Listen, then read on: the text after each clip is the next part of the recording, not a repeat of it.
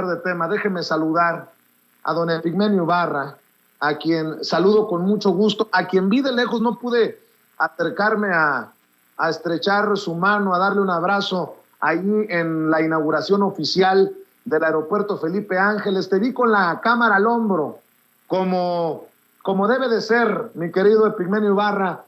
A la distancia te mando el abrazo que hubiera querido darte ahí en el aeropuerto Felipe Ángeles. ¿Cómo estás, Epigmenio? Muy bien, querido Vicente, qué gusto estar contigo aquí. Lástima que no nos vimos, andaba yo a tropezones además.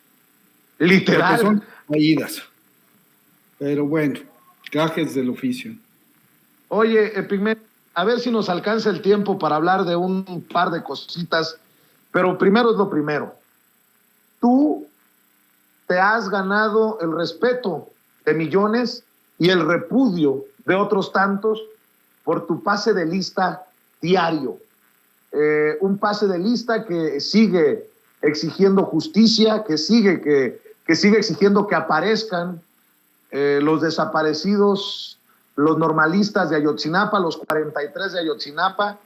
Me imagino que tienes mucho que opinar, mucho que decir sobre este tercer informe del grupo interdisciplinario de expertos independientes que apunta a una operación de Estado en tiempos de Peña Nieto para ocultarnos la verdad, para tergiversar la situación, para protegerse unos con otros.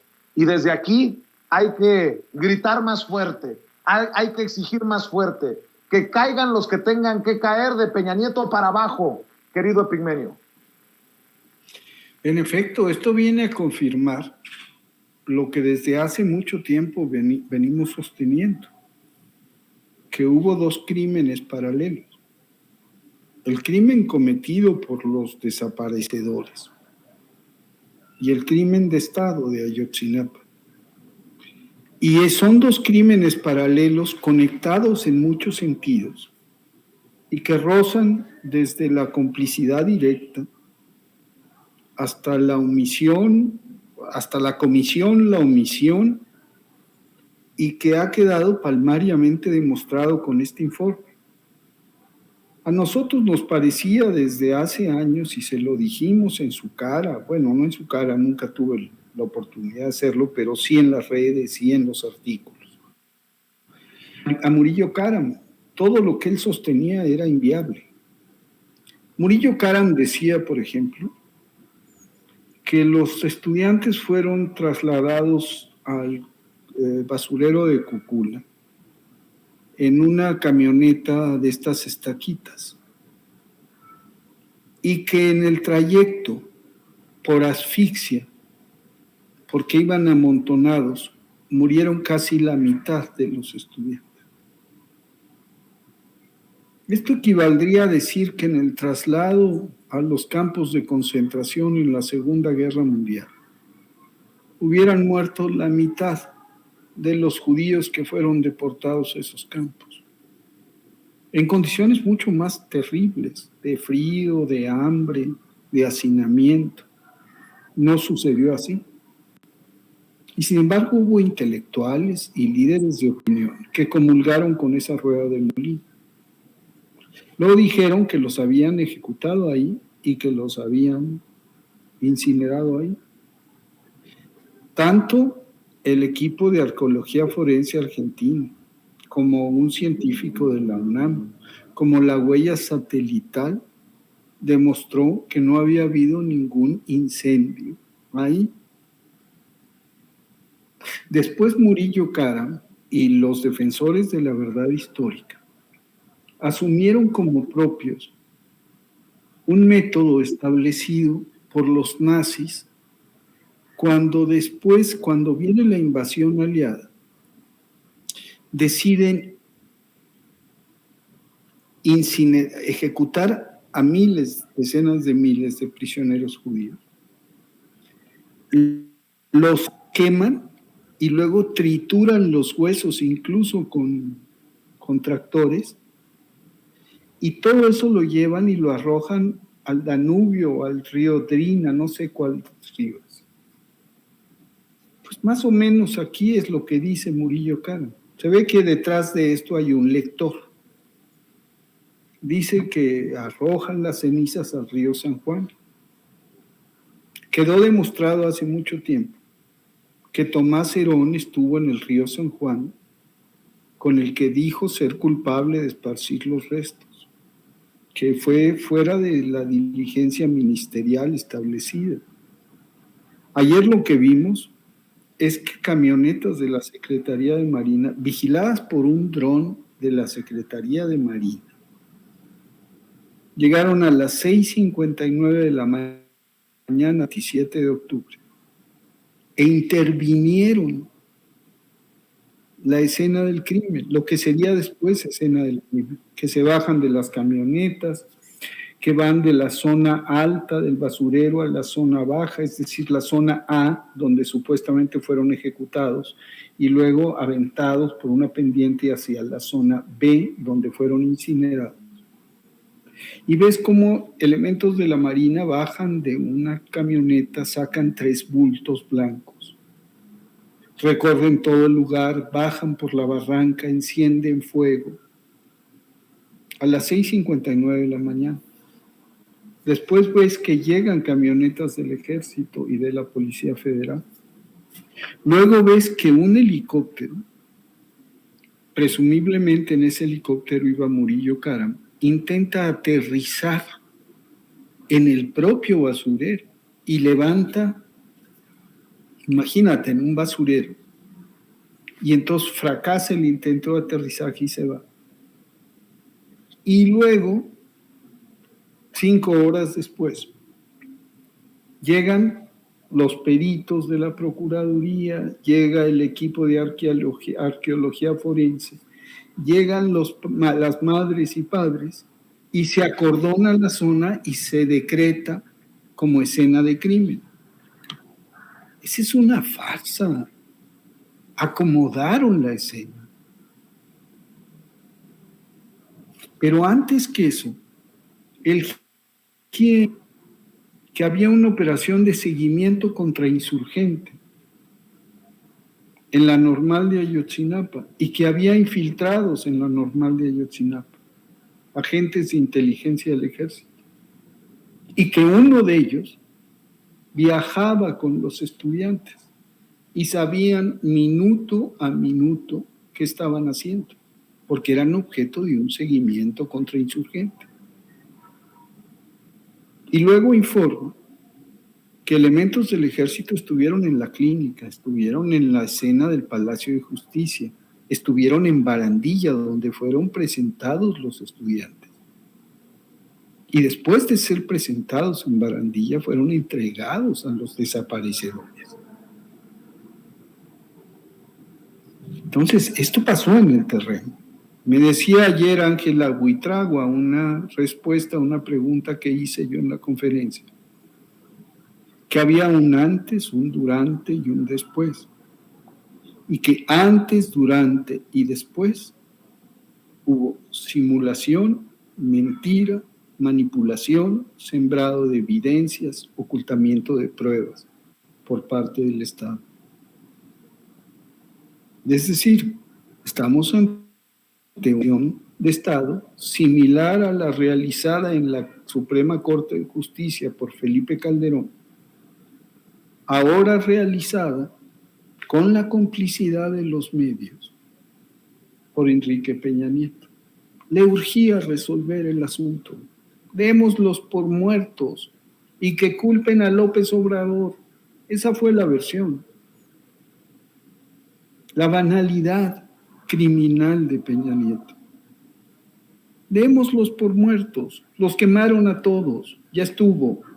Se acabó. A otra cosa. Pues no se nos olvida. Porque se necesita, si no hay verdad, si no hay justicia. En el caso de Ayotzinapa no habrá verdad y justicia para México nunca. Esta operación de Estado ha implicado también la muerte en circunstancias sospechosas o francamente asesinato, o el asesinato franco y descarado de 22 personas que o participaron en los hechos o tenían conocimiento de los mismos y que fueron eliminadas para que no se supiera su testimonio. Y por el ocultamiento masivo de pruebas durante 7 años. Incluso ahora que el presidente ha dado la instrucción terminante, cuesta trabajo obtener la evidencia. Incluso ahora que el presidente ha dicho que la verdad le va a hacer bien al ejército y a las Fuerzas Armadas, por más dura que sea, cuesta trabajo. Entonces sí estamos ante un hecho que debiera a todas y a todos nosotros movernos a considerar sobre la necesidad de que se haga justicia, no sobre los sicarios que dispararon, o sobre los mandos que decidieron encubrir un crimen y al hacerlo cometieron otro crimen, sobre quienes le negaron a los padres la verdad, les impidieron la justicia. Y eso va no solamente desde los mandos medios en Iguala o en la región militar, eso llega al Estado Mayor, eso llega sin duda a Los Pinos, a la Secretaría de Gobernación de Miguel Ángel Osorio Chong, al ex procurador general de la República, Murillo Karam, el de Ya me cansé, y a Enrique Peña Nieto, comandante supremo de las Fuerzas Armadas, y a su equipo cercano. Todos ellos son responsables de simulación, de mentir a la nación, de manipulación de evidencias, de sembrado de evidencias, de procesos de tortura para lograr sostener mediante confesiones fabricadas la verdad histórica, de una operación mediática gigantesca en donde a quienes sosteníamos que eso era una barbaridad, era una falsedad, se nos dijo de todo. Se nos sigue diciendo. Entonces, pues sí, mi querido Vicente, estamos ante un hecho palmariamente demostrado. Yo estaba ayer en la conferencia viendo anonadados los videos, porque resulta que era una operación clandestina filmada por un dron. Era una operación clandestina de la que quedó huella. Falta saber quién decidió la verdad histórica. Si fue el propio Peña, si fue el conjunto de asesores de Peña, si fue su Consejo de Seguridad. Pero esa decisión es una decisión criminal. Así es. Epigmenio, por favor, dime cuando tengas que salir corriendo, porque sé que has hecho un detalle importante, generoso con la audiencia de Sin Censura, pero te quiero plantear esto también. La necesidad de un juicio social impecable e histórico para los medios de comunicación y para los que jugaron de voceros de Murillo Karam y del gobierno de Peña Nieto, y esos que, no sé si por dinero o por estupidez, no advirtieron de esto. Y mencioné hace rato 2 casos. El de Carlos Marín, que se atrevió a decir que los padres y madres de los desaparecidos de Ayotzinapa le debían una disculpa a Jesús Murillo Karam porque se trataba algo así como de la investigación más importante de la historia de México. Y el otro es Ciro Gómez Leiva, quien la semana pasada analizaba tus declaraciones y su ¿cómo llamarle? Su hipocresía, cuando él te quería refutar diciendo que la prensa fue hostil con Peña Nieto y tú decías que se tenía que revisar el papel que habían jugado medios de comunicación y periodistas y el otro rasgándose las vestiduras. Bueno, pues no tardó mucho tiempo para que el universo te diera la razón, Epigmenio. Este personaje, el que te da entrada los miércoles, defendió a Murillo Karam y defendió la verdad histórica. ¿Y ahora con qué cara? ¿Con qué cara siguen defendiendo lo indefendible y a los indefendibles?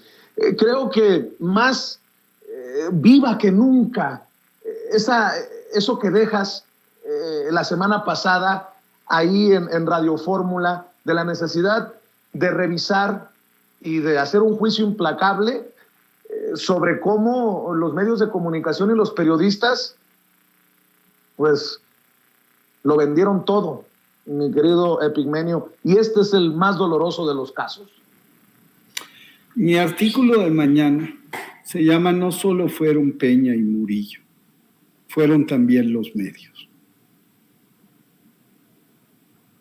Sostener la verdad histórica hubiera sido imposible sin el andamiaje propagandístico armado en torno a ella. Hay una responsabilidad.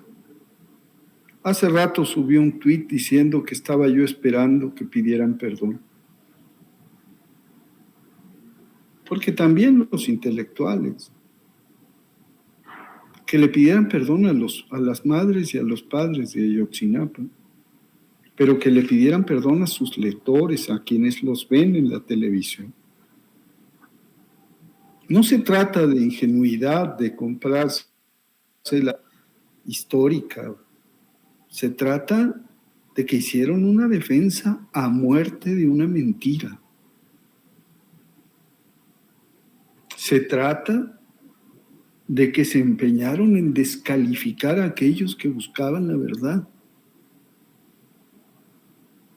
Entonces, la semana pasada hablaba yo de que no solamente plata y plomo empleó el régimen para someter, también a los medios.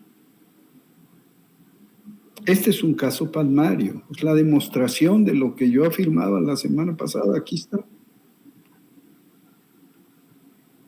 Entonces, yo celebro la oportunidad de debatir y guardo una corrección que nos permita dialogar y exponer nuestras ideas.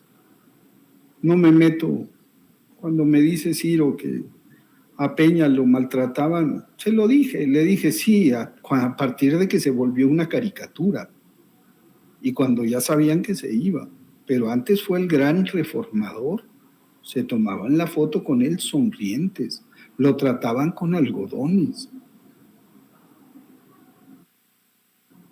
Y luego, incluso como figura caída, lo protegieron en lo mero principal, lo protegieron en esto. Lo encubrieron. Peña encubrió a los asesinos, los medios encubrieron a Peña. Porque de eso se trata. Una operación de simulación tratándose de un crimen es una operación de encubrimiento y el encubrimiento es complicidad. Entonces, ante eso estamos, mi querido Vicente, ante un hecho gravísimo que pone en evidencia cómo funcionaba el sistema, cómo funciona todavía, desde fuera, cómo funciona ese sistema para tratar de destruir al gobierno democrático. Y lo que se viene, Epigmenio, porque primero fue la ridiculización por el aeropuerto Felipe Ángeles, que dicen panistas que es un elefante blanco, es lo que dice Kenia López Rabadán. Ahora se vienen los artistas, los famosos, contra el Tren Maya, y ya vemos a Greenpeace tratando de detener la sección 5, el tramo 5 del Tren Maya, y lo que se sume, porque ya se empezó con el tema de la reforma eléctrica, y lo que puso hoy sobre la mesa el presidente, que será el pueblo el que elija a sus consejeros del INE y a sus magistrados en el Tribunal Electoral. No, pues, pronostico tristemente que lo lo más sucio de la guerra está por venir.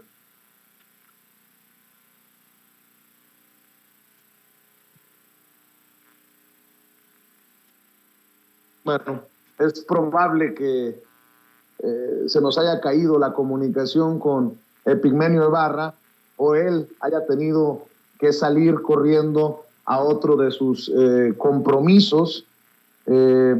Epigmenio tiene una columna que publica en Milenio semanalmente y tiene una participación en el programa de Ciro Gómez Leiva. A muchos no nos agradará del todo ver a Epigmenio haciendo